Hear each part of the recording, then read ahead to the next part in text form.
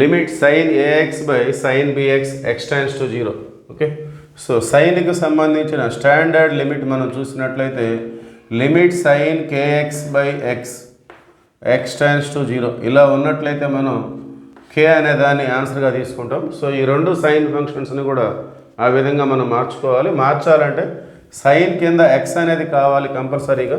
So అందువల్ల మనం ఎన్ఆర్ని డిఆర్ని మనం ఎక్స్తో డివైడ్ చేసుకుందాం.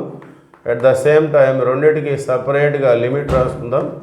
Sign AX by X X tends to 0, డినామినేటర్లో వచ్చేసి limit X tends to 0 sine BX by X. Okay, so ఇప్పుడు ఈ రెండు కూడా ఈ ఫార్ములా మోడల్లో ఉన్నాయి. సో ఇక్కడ ఎక్స్ కోఎఫిషియంట్ ఏదైతే ఉంటుందో అదే మన ఆన్సర్. సో న్యూమరేటర్లో ఏ, డినామినేటర్లో B. So final it is A by B.